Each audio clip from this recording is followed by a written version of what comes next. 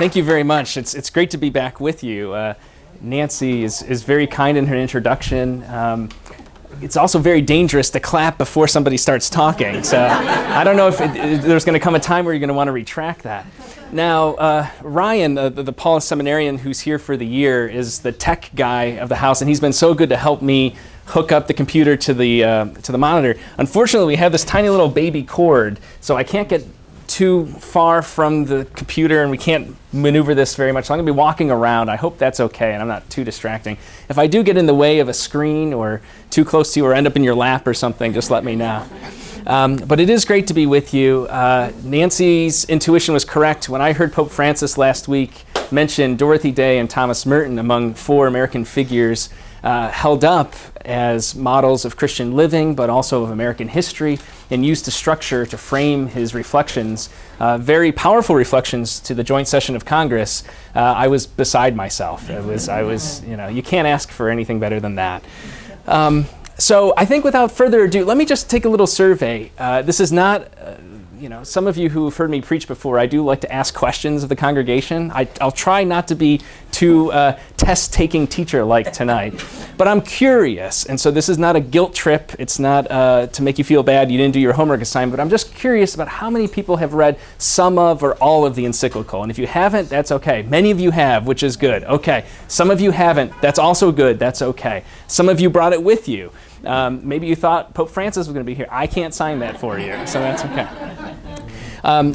Taking into account that we would have both people very, very into and familiar with the Encyclical, as well as those for whom it's brand new, it's a tricky sort of balance to strike. I'm hoping that I could strike something of that tonight. And let me show you an outline of what I'd like to talk to you about in 4 sections, really 3 plus you.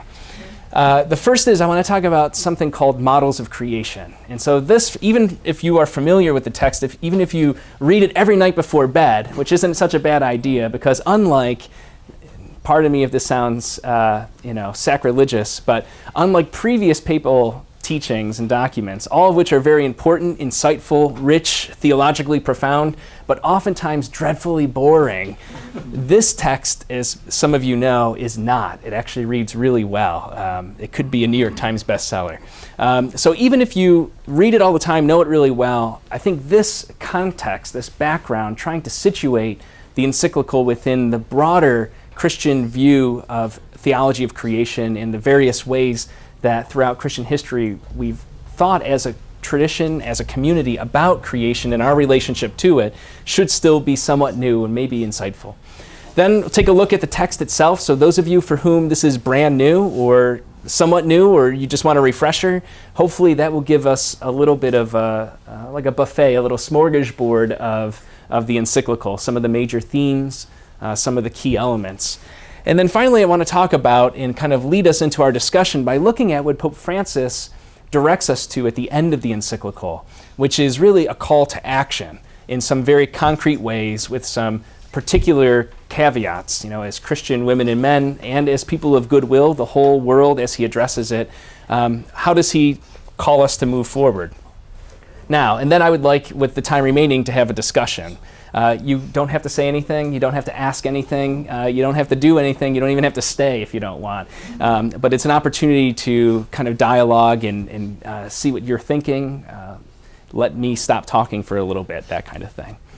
I should ask, too, or at least mention, if you can't hear me or if you have problems hearing me, especially in the back, just raise your hands. I don't know exactly the space of this room, how it echoes or doesn't. If you can hear me, just let me know, and I'll speak louder. Because we're only going to hit the little tip of the iceberg of this Encyclical in its richness and depth, I wanted to give you one resource. This is the one time tonight that I'm going to give any kind of commercial advertisement. It's actually a pseudo-commercial because it's absolutely free, but it's an in-depth series on Laudato Si. It's available online. It's free. It's on YouTube. There are flyers at the door along with other flyers, what I like to call propaganda for books and other things. You can take it or leave it. Because since the middle of June when this Encyclical came out, there's been such a demand for information and more resources on the Encyclical. We kind of launched this new in-depth series. They're little segments that are about 15 to 20 minutes long. They're free on YouTube, where we talk about, or the royal we, talk about the text itself in more depth. So that's it. Never hear from me about that again. Okay, so let's take a look at models of creation, what I want to call models of creation, to get a sense of how Pope Francis's teaching fits not only within the tradition of Catholic social teaching, within Catholic teaching itself, but within the 2,000-year-old history of thinking about the created order and humanity's relationship to it and within it, or against it, perhaps, depending on which of these models is emphasized or elevated. I should say also that in my slides, there will be a breaking of the law, the cardinal law of PowerPoint presentations. Those of you who are teachers or business people who use these, you know, not too much text, not too much text, not too much text. I try and I fail. For the too much text I've done and for the too little text I failed to do. That's kind of what this is. So on those occasions where I'd like to show a chunk of Pope Francis's text, I've highlighted in contrasting red font some of the key points, so that if it just becomes too overwhelming and you feel the temptation to fall asleep, just meditate on these red key points. Hopefully that'll bring you back. So people have asked before, what is it with this red stuff? You'll see. Okay, so here's a somewhat brief history, and with me, nothing is ever really brief. Over the course of the last 2,000 years, scripture scholars, theologians, the Christian community more generally, has typically talked about creation in one of three ways. Three kind of headings or categories organize the different perspectives. So we might say, well, what does St. Augustine say about creation? How does he understand it? Or what does St. Bonaventure say about humanity and humanity's relationship to creation? And one way that we can approach thinking about this question, or these particular theologians, or a particular period in time, or whatever it may be, is by looking at these three categories. The first is called the dominion model. The second is called the stewardship model. And the third is called the kinship, or as some theologians recently have been describing it, the community of creation model. And so let's say a little bit about dominion.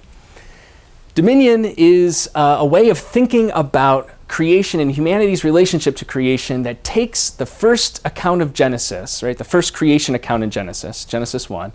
Okay, here's a surprise quiz. How many creation accounts are there in the book of Genesis?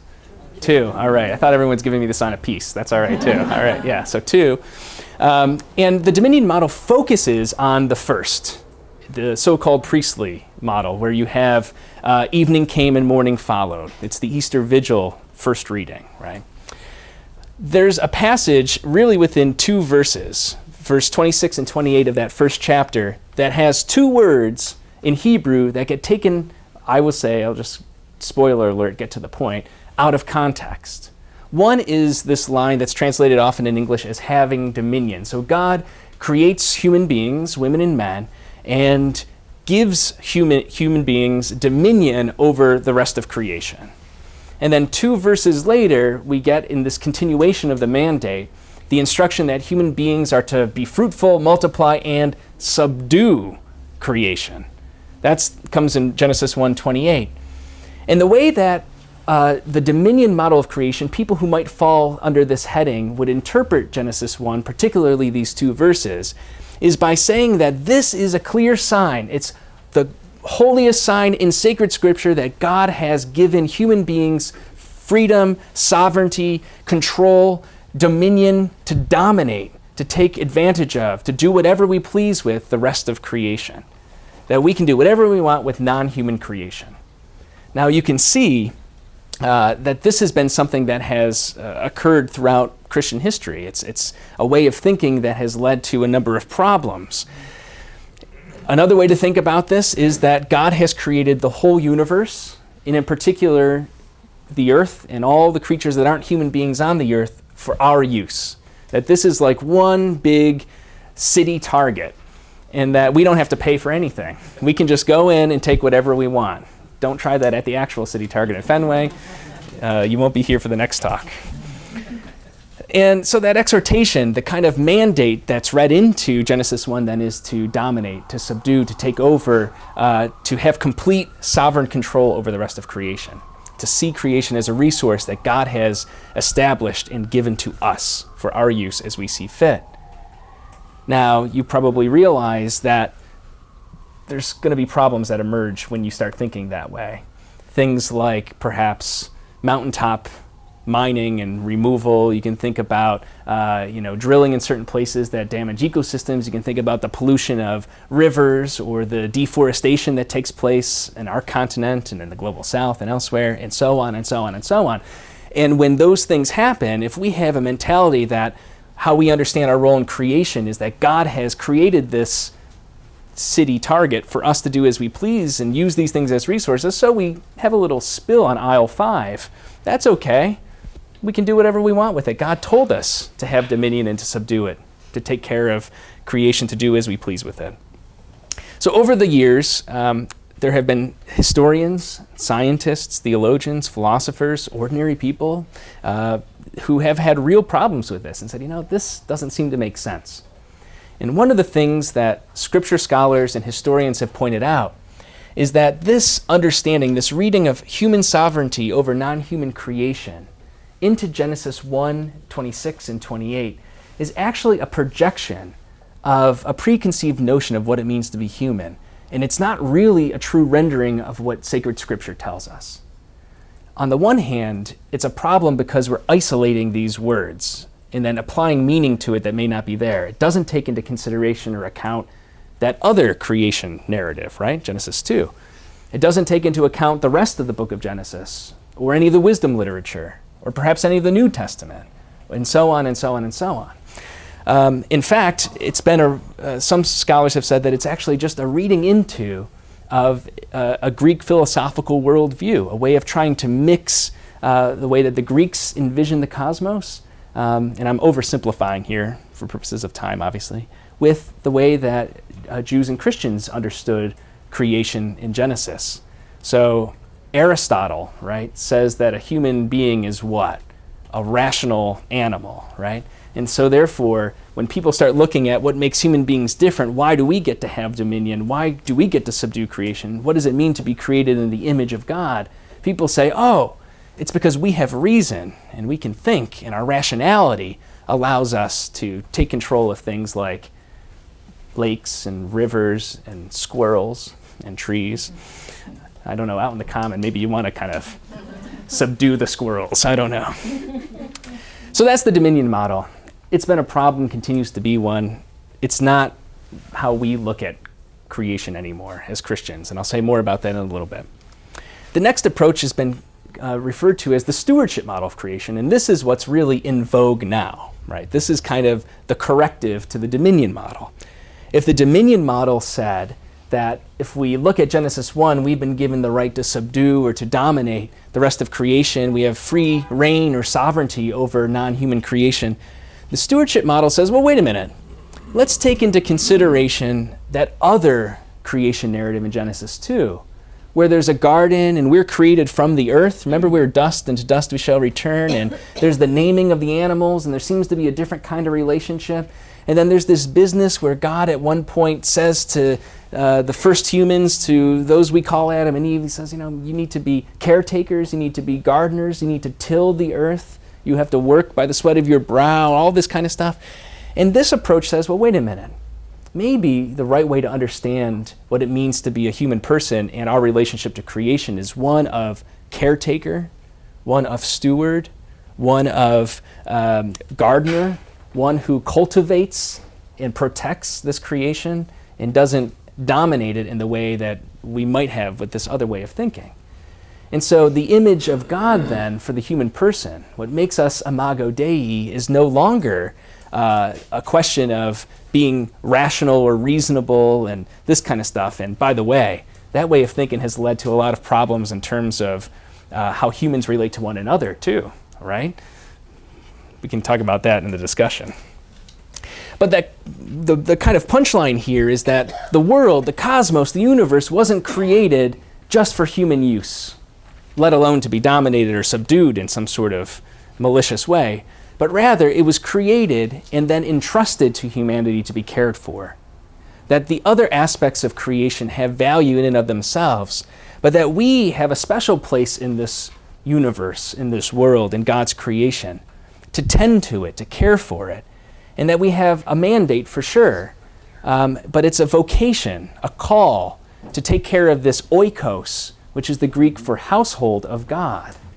So that's where we get the root, it's the root word, of course, for ecology, right? To talk about the household in which we live. It's also the root word for economy, as many of you know, the law of the house or how the house is ruled. Pope Francis has a lot to say about both how we talk about the house, ecology, and the rules we use to govern the house, the economy. We'll get to that too. One other way that we have a special place according to the stewardship model is as sort of intermediaries, that we serve in this special middle ground place between non-human creation, the squirrels and the trees and the rivers and the grass, and God. Because we're both material, we're created from the earth, ha'adamah, but we're also spiritual. We have something else that's beyond the material. And this view says, well, our job then is to be caretakers and kind of the middle women and middle men for God and creation. Does it make sense? Okay, it's looking better, right? But there are problems with it.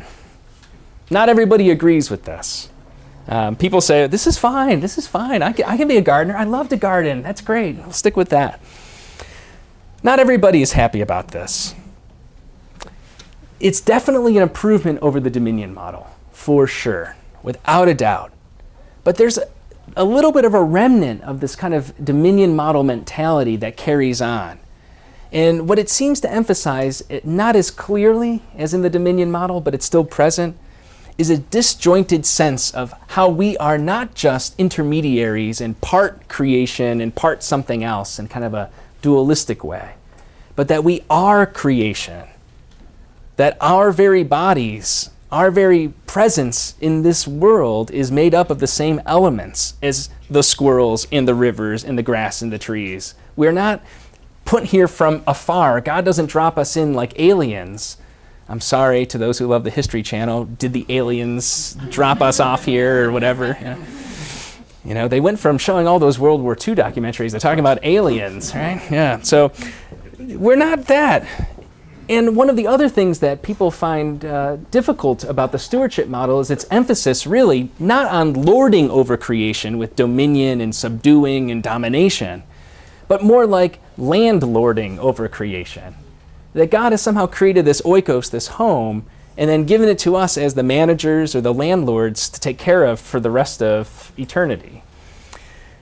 What it downplays is, as I said already, that aspect in Genesis 2 where we are told that we are ha'adamah, we are made from the earth. And it's what science has continually told us. As that quote that's often attributed to Carl Sagan goes, we are literally made of stardust. The carbon and iron, the hydrogen and oxygen, all the elements that make our physical being that we share in common with everything else in this world was created, out in stars and space.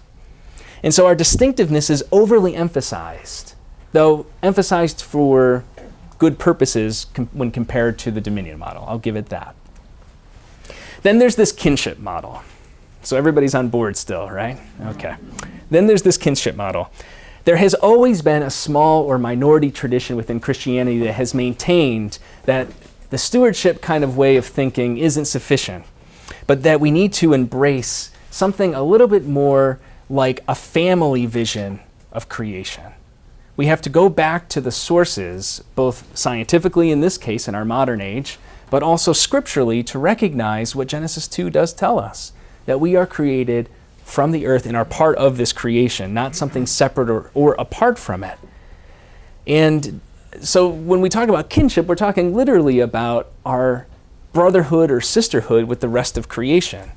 Or if that sounds just a little too hokey for some people, we can talk about the community of creation, maybe a little more broadly. People maybe are more comfortable with that. But this is where my homeboy, Francis of Assisi, comes in. Can't show up at the Paulist Center without talking about some Franciscan stuff, right? Francis of Assisi was one who advocated very seriously this kinship model of creation. He understood it intuitively, as a mystic, as a visionary, as somebody who was deeply a man of prayer. He wasn't a highfalutin theologian or historian or scripture scholar. He was just somebody who was so in touch with the gospel and gospel living that he got the world as it really was, as it really is. And so in his famous Canticle of the Creatures, where he says, "Praise be you, my Lord," which is the opening line and title of this encyclical, of course. He says, "Praise be you, my Lord, through Sir Brother Sun, who gives us the light in these rays," right? Or through Sister Water, or through Mother Earth, who is fertile and provides all of this nourishment and herbs and greenery and flowers and life. He's not being cute and romantic, right? I'll put this up here. We can look at this painting and go, "Aw, isn't that cute," right? Or we can sing one of the two flavors of the Canticle of Creation as it appears on Sunday, right? There's the German anthem, "All creatures of our God and King," right? Marching along. Or we can do the Marty Haugen, kind of brother, sun, sister, moonish, depending on who's playing it, right? "The heavens are telling the glory of God," right? Now, I love both of these songs. I love them both. So I don't mean to demean them, but I do want to shock you into thinking, maybe, as I shock myself into dancing, about what is our response when we hear that? Do we just go, "Aw, isn't that cute? Francis with the wolf." Francis of Assisi, he loves the birds, right? That's why he's in all those gardens, and he's always holding a bowl of water, and the birds are always pooping on his head, He loves them so much, it doesn't even bother him when that happens. Or whatever, right? It could be deer, it could be whatever. And on one hand, okay, fine. That's all right. That's not such a bad way of looking at Francis, but that's usually where we stop. And people say, "We love him. In 3 days, everybody's going to start blessing animals. It's going to be like a zoo everywhere." Here, probably too, right? Yeah, I don't know. Yeah. We certainly will down the street at the shrine, so bring your animals down to the circus. And that's okay too. There's a truth in that. But there's an even more profound truth when Francis calls the sun and these other elements of creation his brother and sister. He is talking about this inherent kinship, this deep relationality, this community that he recognized that he was a part of. And that we are not just intermediaries who have to kind of talk to God as the middle people between the earth and the Creator, but that all aspects of creation have a relationship to God already. And so he was talking about not something romantic or cute or naive, but he was talking about a truth that only hundreds of years later we would come to realize in terms of modern science and biology, right? Things like elements in atoms and that sort of thing. Modern theologians have been thinking about this and talking about this a lot lately. Sister Elizabeth Johnson, great theologian at Fordham University, had a book that came out last year called Ask the Beasts, the title comes from the book of Job, which has a very different picture of creation than the stewardship or dominion model. The voice of God narrates humanity's relationship and God's relationship to non-human creation in a very intimate way. And that title of her book, Ask the Beasts, comes from God saying to Job, "You want to know what's important, you want to know more about me, you want to know how I relate to creation and how the world exists and so forth, ask the beasts and they will tell you. Go and talk to the rest of creation, look at it, recognize your relationship to it." And she says at one point that if separation is not the ideal but connection is, if dualism is not the ideal but the relational embrace of diversity is, if hierarchy is not the idea but mutuality is, then the kinship model more closely approximates reality. In other words, our interconnectedness, our familial relationship is not simply poetic or sentimental, as we like to say with, Francis and the bird bath. Instead, it is a statement of the most profound truth that's affirmed by both science and religion, interestingly enough. So, are those three models kind of clear? All the different types, all the different approaches kind of fall underneath those three umbrellas, more or less. So, which is Laudato Si?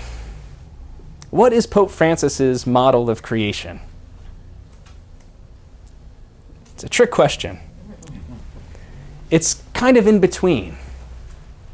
It's in between. It's definitely not dominion at all. In fact, he says at one point, and I'll show you, I think I'll show you on the slide, he says that this is not an accurate way to read Genesis to talk about dominion.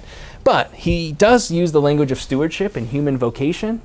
He also uses the language of kinship. He says that we are part of creation. We have forgotten that we are dust of the earth. He says that other aspects of the created order have inherent or intrinsic value, regardless of their instrumental value to us.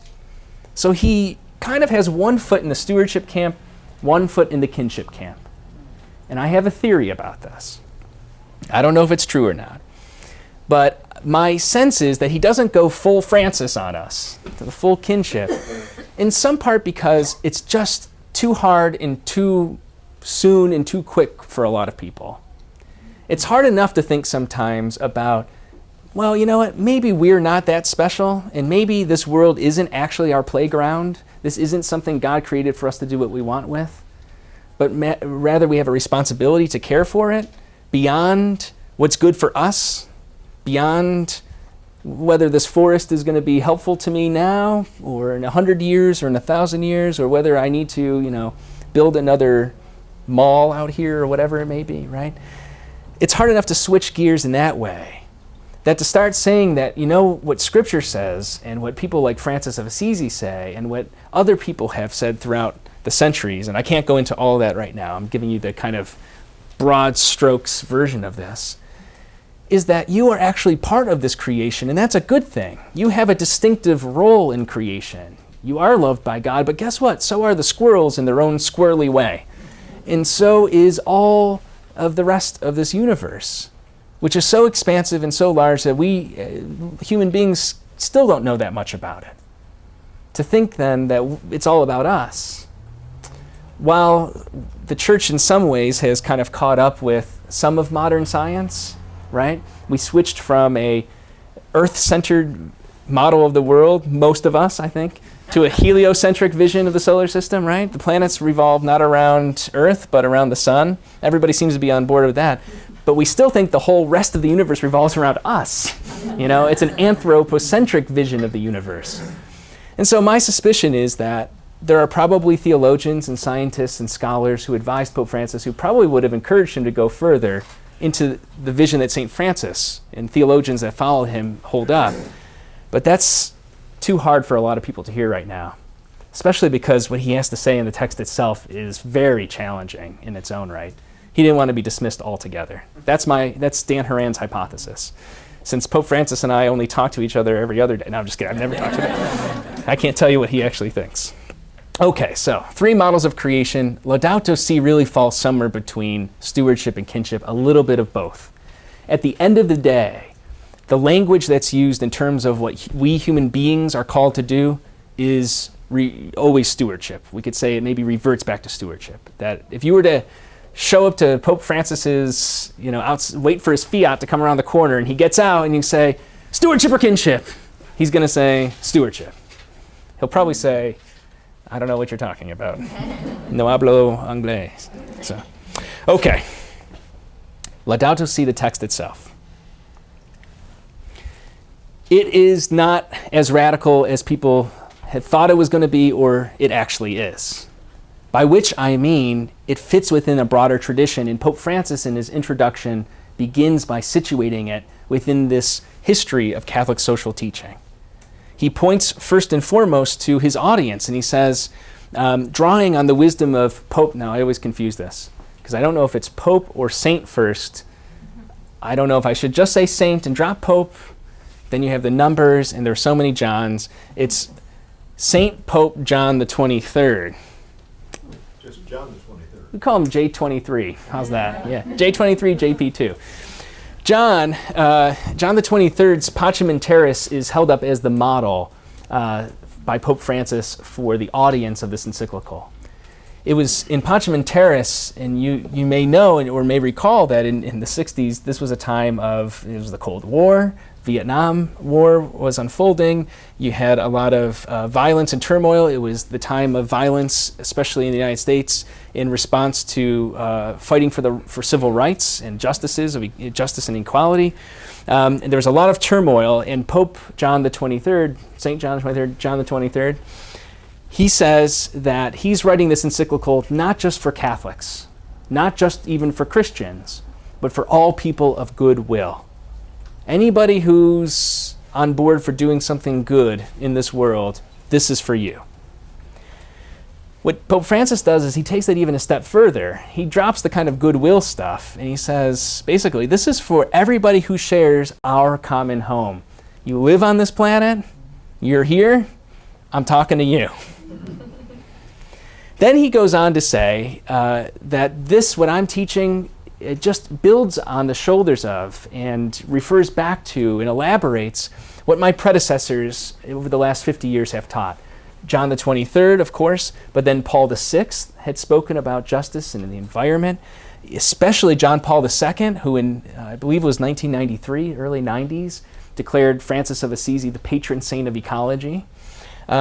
Points to Benedict XVI, who until Pope Francis came on the scene and came out with this encyclical was referred to as the Green Pope. People talked about Pope Benedict. You know, this is where I go back to my comment earlier about the readability of this encyclical. Poor Benedict XVI, brilliant guy, great theologian, great thinker. Those texts, though, were so boring, so dry. But in there, if you go back and read them, as Pope Francis encourages us to do, you will see that he was talking about a lot of these same themes. This is not new.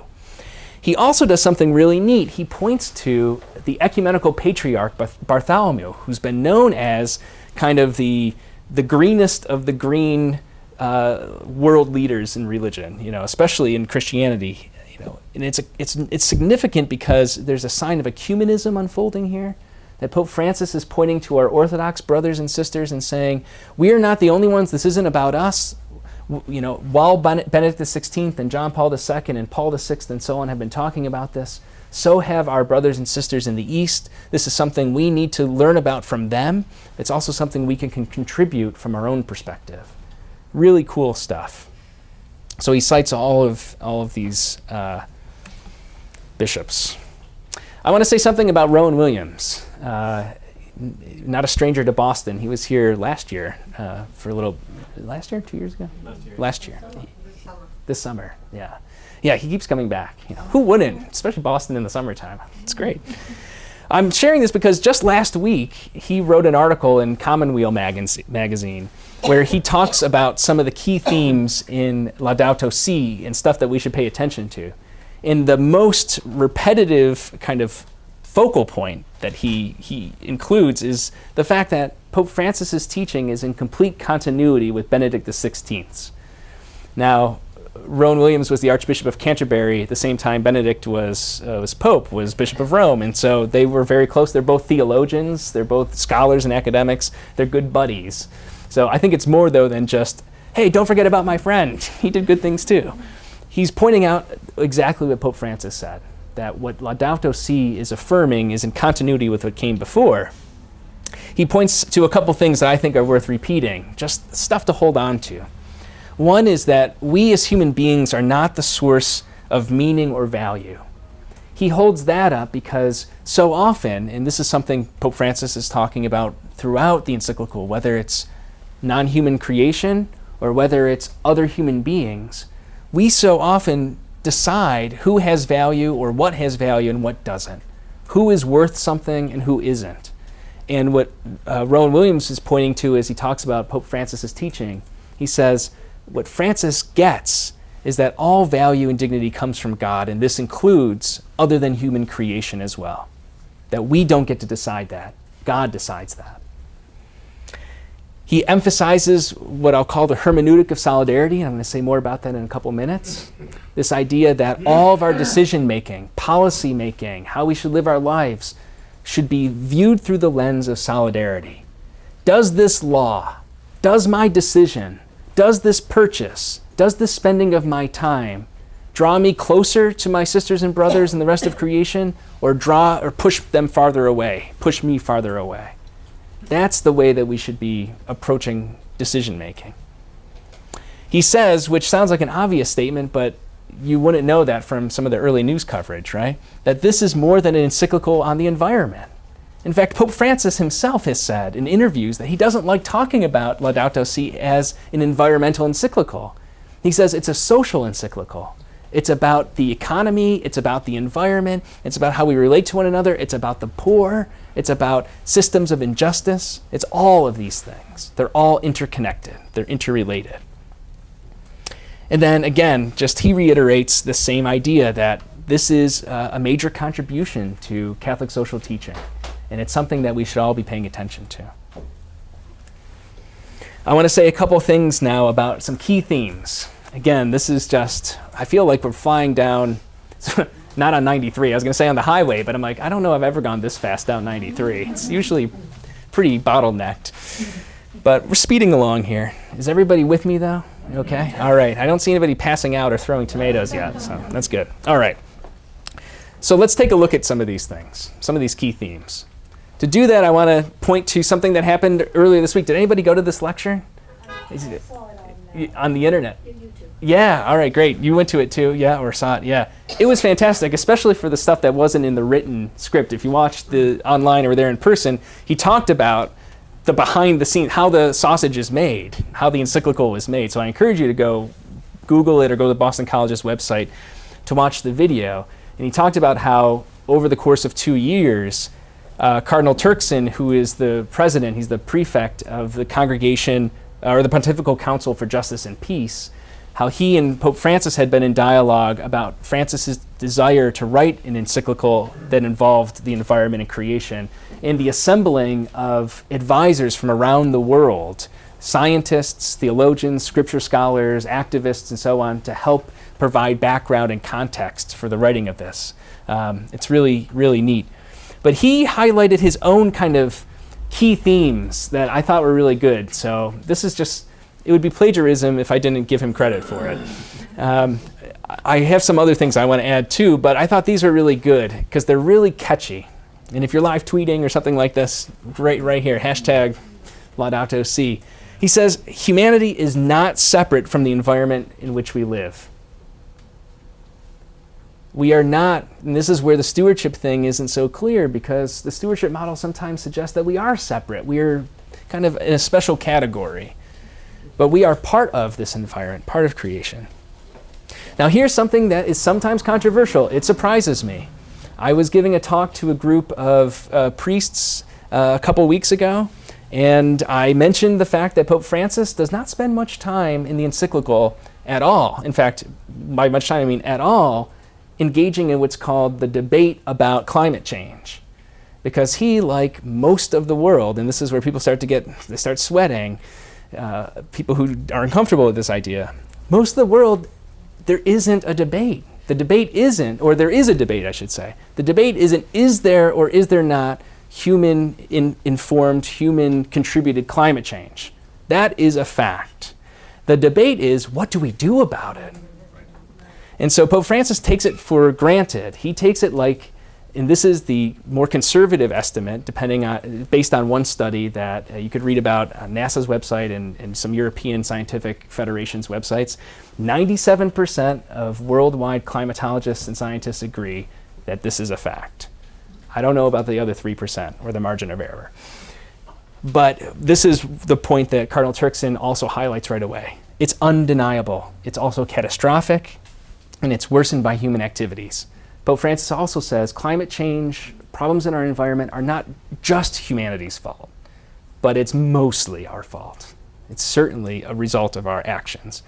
And a lot of people have said it's the result of many centuries, particularly during the Industrial Revolution in the last 100 years or so, of us holding that dominion model, kind of going, la, la, la, la, la, la, I can take all these trees down, I don't have to worry about it, I can kill all these animals, don't have to worry about it. We all love that, right? Remember the Charles River before it was clean?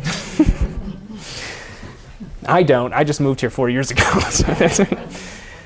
So anyway, he also says that one of the grave errors, one of the biggest problems, and he's only here again holding up what Pope Francis teaches, is what he calls disastrous indifference. Pope Francis will talk about the coldening, the hardening of our consciences, the dulling of our sense of morality. And he talks about the biggest problem is indifference. It's not that any of us in this room are going out to the Charles River with 50-gallon drums of oil and pouring it in. We're not actively, perhaps, polluting or causing harm to the environment. He's not suggesting that each of us are like, when we're looking to get a new vehicle, we're like, should I get one of those energy efficient vehicles, which I know now is not a Volkswagen? Or should I get, a Volkswagen or a Hummer or something like this? Whatever has the biggest engine and burns the most fuel. That was a really bad joke, I'm sorry. What he says, though, is that most of us don't really care. Most of us couldn't be bothered. We don't want to spend time, we're busy about other things, and we don't want to be, burdened or concerned with the environment or the way that things are unfolding in the world. We don't want to be bothered or concerned also with how people who are most vulnerable or most at the margins in our society are living and how they suffer most immediately the consequences of the environmental changes. He says indifference is the big problem. And then he says that this twofold crisis, one that affects the poorest, the poor, the marginalized, as well as the environment, this can't be overcome by more of the same, but we can do something about it. Sometimes it just seems so overwhelming that we shut down.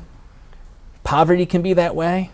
How do I help 1 billion people? What can I do about global poverty? What can I do about poverty in Los Angeles, for instance? The mayor of Los Angeles just declared a state of emergency last week. You may have caught that on the news because of increasing homelessness and poverty rates. They only have, I thought I heard 36 social workers for 45,000 homeless people or something. I may have those numbers a little bit off, but it's something that dramatic. And it can seem like too much, and we can then be dull to it or become indifferent. And Cardinal Turkson says Pope Francis calls us to overcome this. So how does he do it? Well, here's the map. And then I'll take the next 6 hours. No, I'm just kidding. We're not going to go through this. Just in a nutshell, to give you a kind of a view of the forest. We'll look at a couple trees, and then we'll have a conversation. But to look at the forest, what do we have? Well, the audience is everybody. In the first chapter, he asks the question, what is happening? And this question doesn't come out of the blue. He's not like, how should I begin this encyclical? Writer's block. Let me start with a question. What is happening in our world? Although that is the title of the chapter, the way he gets to that is through the Second Vatican Council. In Gaudium et Spes, the Constitution, the Pastoral Constitution on the Church in the Modern World, mouthful, and I thought saints and popes and Johns and Pauls was enough to say. Gaudium et Spes says that you and I, all Christians, are called to examine the signs of the time in the light of the gospel. That we are supposed to look at the world through the priorities, through the lenses of gospel living and Jesus' teachings, and that's how we're to evaluate the world in which we live. We're to ask what is happening, what are the signs around us, and that's how Pope Francis begins. As I've suggested, he draws on the latest science. He's very clear about the current status of the environment. It's not up for a question. There isn't a debate. This is something that is especially distinctive about us in the United States. There are other places where this happens. There are exceptions that prove the rule, but by and large, the rest of the world is not dealing with these kinds of things. In part because there are people in some parts of the world who can't afford to pretend that these problems aren't happening. In the second chapter, which is titled The Gospel of Creation, Pope Francis talks about proper scriptural interpretation and how that has been a problem, leading to things like the Dominion model. He talks about the theological tradition. How do we understand creation? Some of the stuff we talked about a little bit earlier. Then he gets to the thing that upsets so many people here in this country. The human roots of the crisis. And he says that it's anthropocentrism, it's this universe revolving around us, that we're the most important, we got to cover our backs and take care of ourselves and forget about the whales, that kind of thing. It's also this sense of indifference. I don't really care. I got to watch Netflix. Speaking of Netflix, then he says technology is a problem too. He says, and like Benedict XVI, who said the same thing in his encyclicals, he says technology by itself is not a bad thing. It's kind of neutral. It's actually sometimes a very good thing because it's reflective of human co-creating with God, using our gifts and our talents to do new things, to make computers and monitors and heart machines and all this kind of stuff, x-ray machines and penicillin and that kind of thing. But he said technology has become like an idol in that we think we can just, through technology, work our way out of these problems.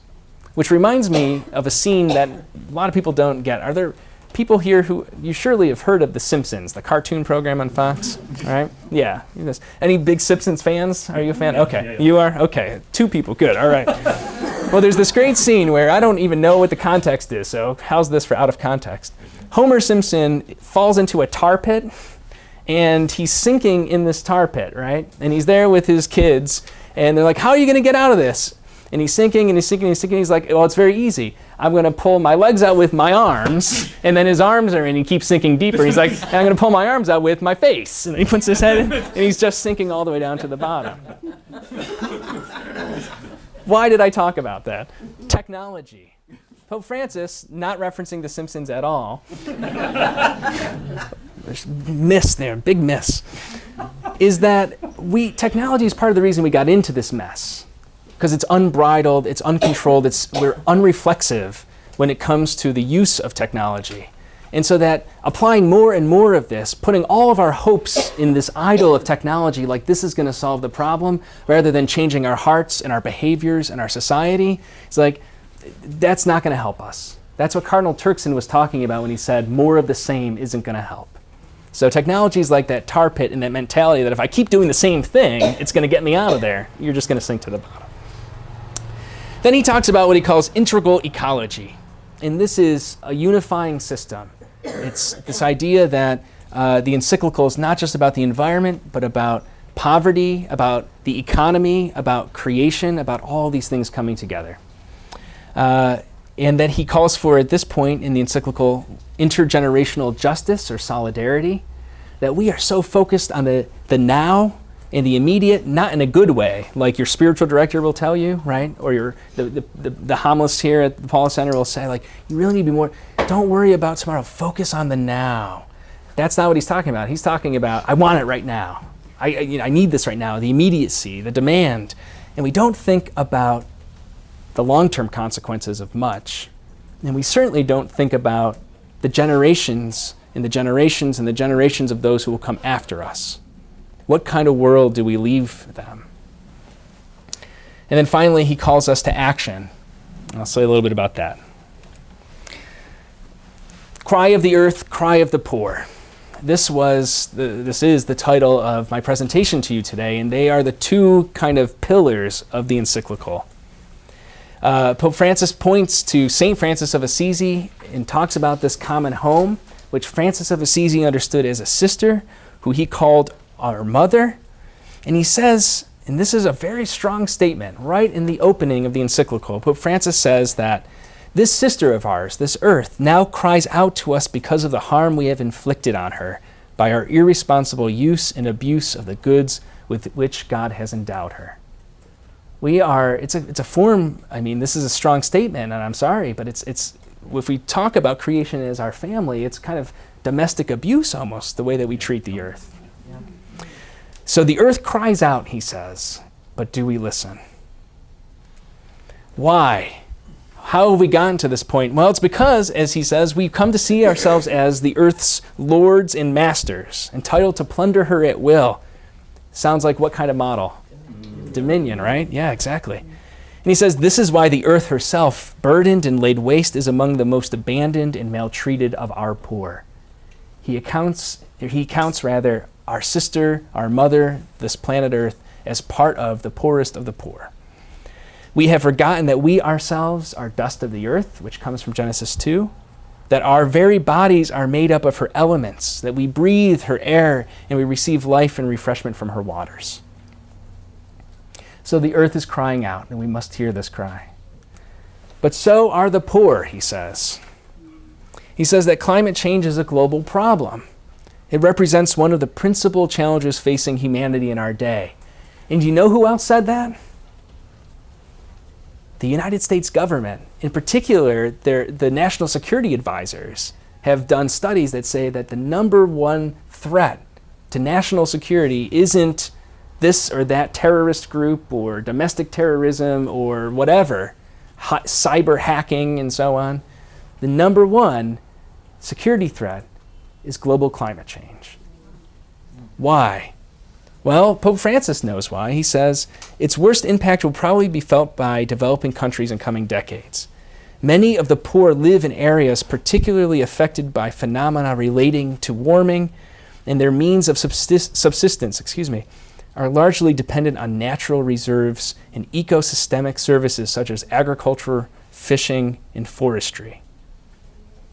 Why is this a threat? Why is this a problem? Why is this a concern for us? He says because it is the poor that suffer disproportionately the effects of the environmental crises of our day. And here's where it becomes really interesting and very painful and sad. Pope Francis notes that they are more likely, the poor, the global poor especially, to be dependent on animals and on plant life that will migrate or disappear when things start to change with the ecosystem. We, very unfortunately, even in our own country, know this firsthand, especially if you're from the West Coast or the Southwest of the United States. And until the last couple days of rain up here, we too had been experiencing something of a drought. Nothing compared to our neighbors to the West.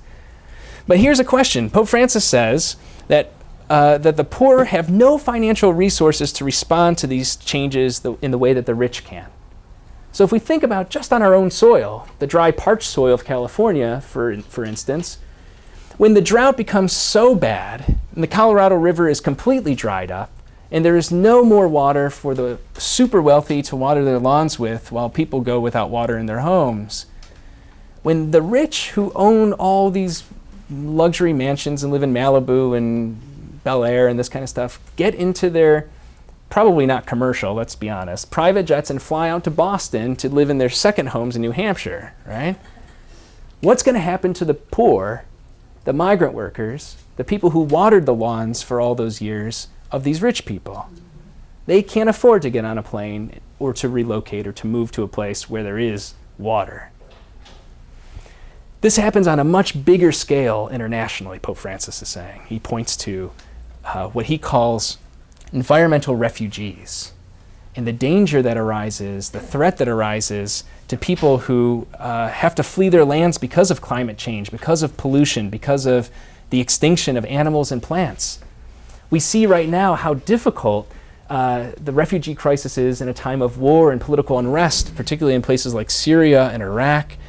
Well, at least internationally, there are laws that protect, right? At least on the books, whether in practice is the big question in Europe right now. But there are protections for refugees of war. There's no such thing as a climate refugee in terms of international treaties. They have no legal recourse. They have no voice or power. He says we need to hear this cry.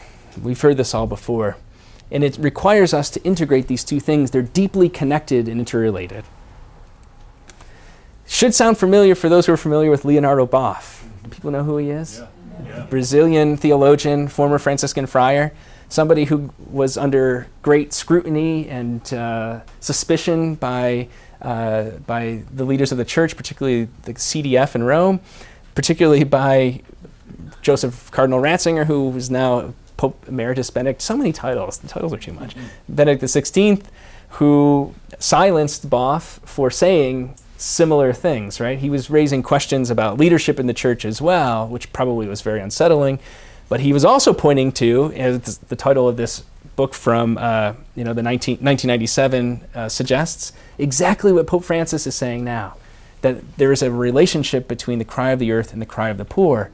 And then to talk about responding with liberation to either one necessarily requires that we talk about the other.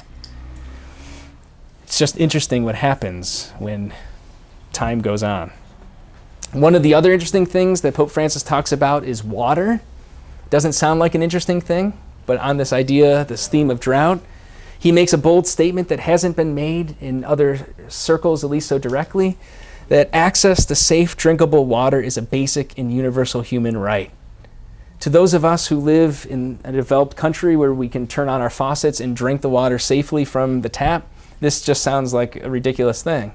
But for people, for example, in the global south, such as Bolivia, about 16 years ago. Some of you may recall the so-called water wars, where the Bolivian government made deals with third-party entities, with for-profit organizations to regulate and to privatize the water system in the country. The leading company, by the way, was a U.S.-based company. And what happened was the people in Cochabamba, Bolivia, and elsewhere around the country revolted, protested. A 17-year-old boy was killed in the protests. It's horrendous. There's a Frontline documentary you can watch about it, and there's a great New Yorker article in 2002 about it. But this is the kind of thing that Pope Francis, not living that far away from all of this at that time, would have known about and recalled, that we take for granted something that the rest of the world doesn't necessarily have the same right to. And Pope Francis is saying they should. This is a basic human right. Okay, a lot of text. I won't dwell on it. I know we're getting to time here, so I'll kind of move along. All I'm going to say about this is read paragraph 56 on your own time. Right now, the key thing here is that Pope Francis identifies and calls out, and this is what makes people, especially the wealthy and the powerful and the politically, those who are interested in certain political offices and maintaining them, uncomfortable, because he says that economic powers continue to justify the current global system. The economy, the laws of the house, they want to maintain the status quo because they benefit from it. And they prefer speculation, they prefer taking the risks in bets that end up costing the poor everything, while the rich oftentimes get away with it. And he says that when we continue to live and operate according to these laws and rules with dulled consciences, with indifference, whatever then is fragile, like both the earth, the environment, and our human sisters and brothers that are poorer on the margins, that are defenseless, they're the ones who are harmed and lost in the process. So the economy, politics, ecology, they're not separate. One thing to know about this is it is in official, definitive church teaching that the dominion model of creation is bunk.